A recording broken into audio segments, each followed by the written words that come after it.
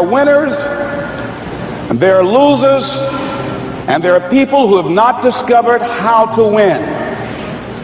And all they need is some coaching. All they need is some help and assistance, just a little support. All they need is some insight or a different strategy, a plan of action to make some adjustments that will open up the key to a whole new future for them, that will give them access to the unlimited power that they have within themselves. That's all that they need. So what I want you to do is think about something you want for you, that's real for you, that's important for you, that will give your life some special meaning and power. And I don't even want you to say, I can do that. I don't want you to assume that. See, 5 years ago when I started out in this area, I would not have been able to make the mental leap that I would be up to where I am right now. I don't want you to begin to just psych yourself out. No. I want you to be able to say something to yourself that will enable you to maintain a level of integrity with yourself. That when you say this, even when you face tremendous setbacks, it will be a benchmark to keep you in the game, to keep you moving forward and experimenting and readjusting your strategy and your plan of action, continuously looking for ways to win. So what is that something? When you got an idea you want to move on, you might not have the money, you might not have the education, you might not have the support or the resources you need. What is that something that can keep us going, that will enable us to act on our dream? What's one of those keys that will begin to help us to discover the secrets to our dream? Here's what I want you to repeat after me, please, with power and conviction. Say, it's possible.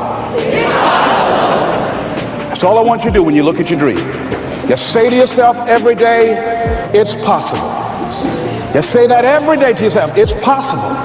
Because what does that do? See, it begins to change your belief system. See, the way in which we operate, ladies and gentlemen, it's a manifestation of what we believe, what's possible for us. Whatever you've done up to this point, all that it really is a duplication, it's a reproduction of what you believe subconsciously that you deserve and what's possible for your life. Most people operate out of their personal history, out of their memory, things they have done, things they've experienced, things they've seen, things that they have observed. What I'm suggesting that you operate out of a larger vision of yourself. I want you to see yourself doing what you want to do, experiencing what you want to experience, having what you want to have, doing what it is that gives your life some meaning and value. Operate out of your imagination, not your memory. Because whenever you look at where you want to go, I'm wanting to warn you, you will have some conversation back here after you go through the data that you've experienced in life saying you can't do it. And so what you want to begin to do is ignore that inner conversation. Well, most people, ladies and gentlemen, when something happens to them, what they do is they begin to believe that that's the way it is. That's the way it's always been. And they can't see the possibility of it being any different. Example, before April 1954, the common belief, the universal belief, because it had been tried again and again and again and people had failed, the belief was that man was not physically capable of breaking the 4-minute barrier, that he could not run a mile in less than 4 minutes. That was the belief on the planet. It had never been done. But here's what happened, ladies and gentlemen. Roger Bannister came along and he broke the 4-minute barrier. Now here's what's significant about that. Since that time, up to this day, over 20,000 people have done it, including high school kids. What changed? 20,000 people, what changed? Here's what happened when they got on the track. They knew it had been done. And because they knew it had been done, there was a new belief about this barrier, about this goal that was unreachable. And those 20,000 people got in the race believing, knowing in their heart that someone had done it, that it's possible that they could do it. And I'm saying that if you know anybody that had some goal, some dream, something they wanted to do, And they didn't deny saying that you know in your heart that if someone has done it, then you can do it. It's possible. And that if someone can make their dream become a reality, that it's possible that you can make your dream become reality.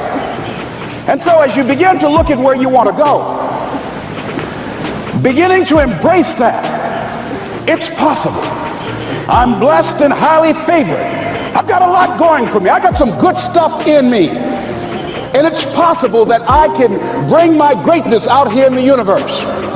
That I can do what I want to do. It's possible I can write my own book. I can have my own business. I can take the trip and travel around the world. It's possible. I can bounce back from adversity and reinvent my life. It's possible. Regardless of where I am, the things can get better for me. It's possible. I'm thinking about two men right here in Chicago who are fairly successful, similar background, educated. They worked for a corporation for many years, and they were among many people that were laid off. Two guys who were very good friends. One went out looking for a job for several weeks along with the other one, and they faced disappointment and rejection again and again and again. They couldn't find any work, which is the story of many people across this country. One guy stopped. He became discouraged. He stopped going.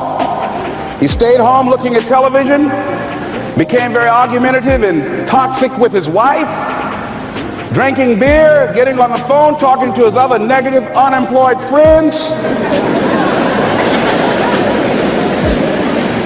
And he just gave up. The other guy kept looking for a job everywhere he could go. Every time he could get an opportunity, kept asking people, networking, checking the newspapers every day. Kept going everywhere he could, trying to find a job. You have too much education. You're overqualified. You won't be here long enough. He kept going. He kept going. He went to a place and said, look here, I tell you what, if you can't hire me, and I know you can use my talents, abilities, and skills, I don't want to sit home and do nothing. Just let me do some volunteer work. You don't have to give me anything, all right? I just want to work. I want to be busy. Guy said, okay, it's on you now, but don't expect me to give you anything. It's okay. This guy came in and worked. He was the first one there. The last one to leave was the best employee there. About 4 weeks later, one of the top managers quit. They were looking for a replacement. Guess who they selected? This other guy. This guy who was volunteering his time. He got the job. What was the difference between the two men? Eyesight and mindsight.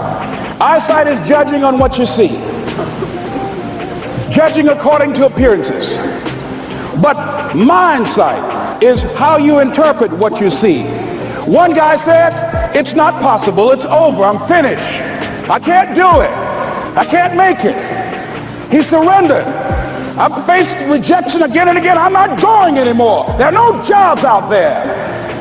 But this other guy, he felt that in spite of the no's and rejections, in spite of how bad the economy is, in spite of what the newspapers are saying, that it's possible that somebody somewhere will give me a job. He just kept going, thinking it was possible. And guess what, ladies and gentlemen? That's what we have to do with our dreams. Because things happen to you in life that you can never, ever anticipate. And many times when those things happen, you want to give up.